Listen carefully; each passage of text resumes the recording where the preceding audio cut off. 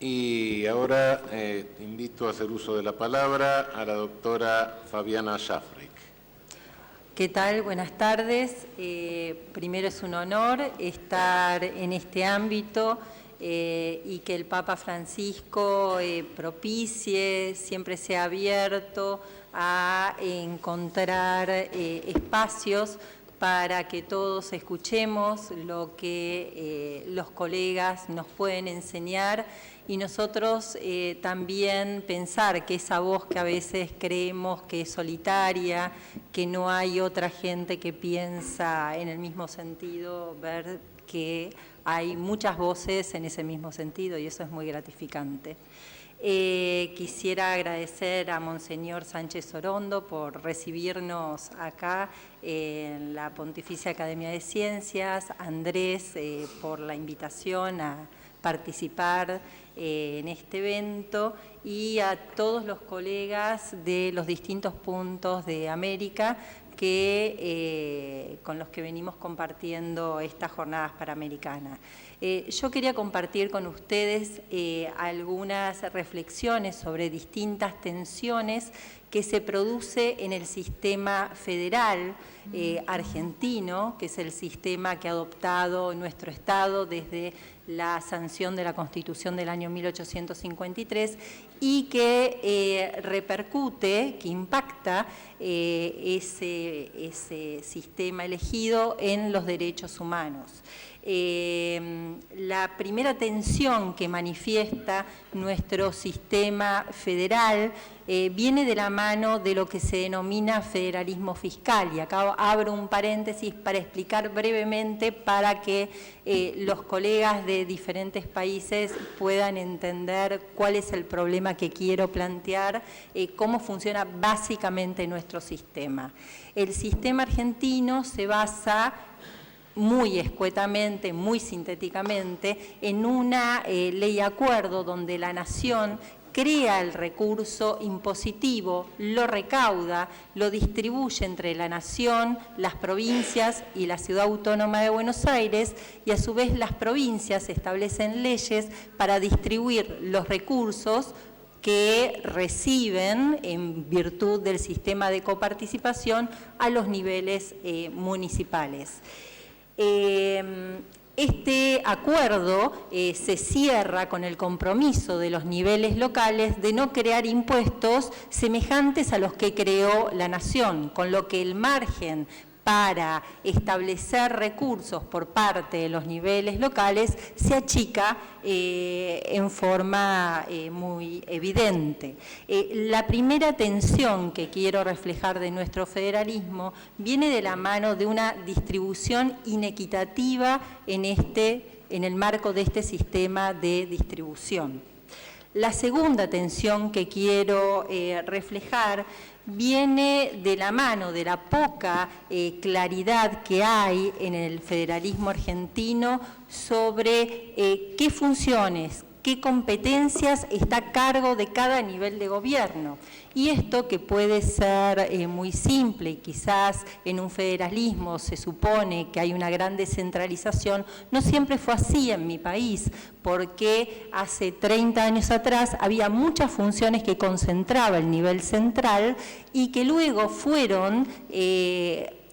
delegándose, desprendiéndose de esas funciones, es más exacta esa palabra, en los niveles locales, no entendiéndose entonces, habiendo dudas acerca de cuál es el rol del Estado central en cuanto a la provisión de derechos en la actualidad. No hay una ley base que diga hasta dónde se va a ser responsable en el orden interno, en el orden interno, el nivel central en la provisión de derechos, o si la descentralización de funciones ha excluido en la responsabilidad de proveer a los derechos al nivel central.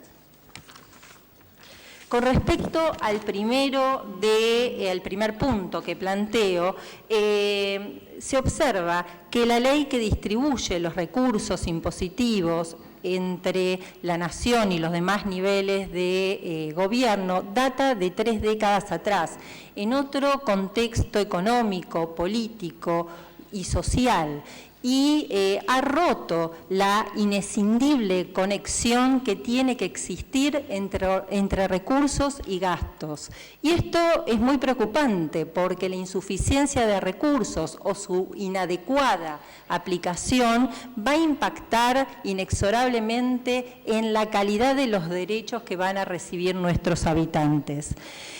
El funcionamiento del sistema de distribución de impuestos está alejado de expresos mandatos constitucionales y desconoce la realidad sobre la que se aplica, que cuál es la marcada descentralización de competencias hacia los niveles locales de gobierno, que son los niveles que tienen más proximidad con las necesidades de la población, y entonces son los primeros llamados a satisfacer los derechos. El segundo punto es que la ley de distribución de impuestos actual no tiene, no utiliza un criterio redistributivo en cuanto a la distribución de los recursos en un país extenso, estructuralmente muy desigual, que necesita de la solidaridad para tender al logro de un grado equivalente de desarrollo. Justamente la sanción de una nueva ley de distribución de impuestos, siguiendo parámetros objetivos, es decir, en función de los gastos que tenga que atender cada nivel de gobierno, y subjetivos, es decir, criterios solidarios, era un mandato que nos dio la última reforma a la Constitución Nacional en el año 1994, pero al día de hoy no se ha sancionado la ley que se adecúe a esos parámetros constitucionales. Me atrevo a decir que los propósitos constitucionales no se han cumplido. Los propósitos basados en la autonomía municipal, que no solamente es descentralización de funciones, sino que son recursos necesarios para atender a esa descentralización de funciones, y también la idea, el sueño de fortalecer el federalismo. Y esta falla en la puesta en práctica de la reforma ha redundado en perjuicio de los derechos humanos. No se suplen estas falencias con el uso cada vez más amplio que hace el nivel nacional de transferencias de recursos, de asignaciones a las provincias y de estas a los municipios. El desarrollo de la autonomía y la responsabilidad en el gasto requiere de tener un sistema de recursos adecuados para atender las funciones, las misiones que tiene que cumplir el nivel de gobierno asignado, además de lo que les lleve por la vía de la coparticipación. En ese contexto,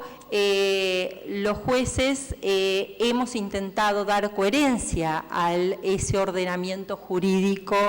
tan complejo. El juez es un mediador entre la realidad y el derecho. Y en ese contexto, el juez resuelve sobre la provisión de derechos cuando un nivel de gobierno no lo presta y utiliza los consabidos argumentos de la división de poderes, de la falta de previsión de partidas presupuestarias, la falta de exigibilidad de derechos humanos. También los jueces resolvemos en nuestro sistema conflictos de competencia acerca de qué nivel de gobierno tiene que hacerse cargo de qué derecho y si la descentralización de funciones ha excluido o no en el orden interno al nivel local. Teniendo sí en cuenta que en el orden internacional la estructura federal no puede ser un eximente para la nación para dejar de cumplir con los derechos internacionales. A su vez, en ese estrecho marco de posibilidades de establecer de recursos que tienen los niveles locales que les relaté hace un momento, los jueces también controlan que esos tributos que crean los niveles locales no choquen con las bases del sistema de coparticipación, lo que pone más en evidencia la necesidad de recursos de los niveles locales frente a los grandes compromisos que tienen que asumir. Y la Corte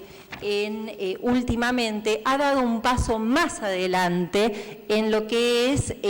la garantía del federalismo y ha condenado a las provincias que no tienen leyes para distribuir los recursos que reciben de la coparticipación a los municipios, y también ha condenado cuando los parámetros de distribución a los municipios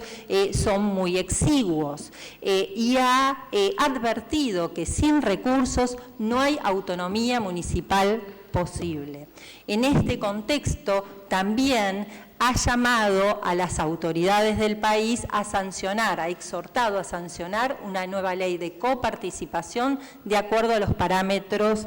constitucionales. Entonces nos encontramos en un contexto sin reglas claras en cuanto a asignación de competencias y sin reglas claras en cuanto a la distribución de los recursos, que en nuestro sistema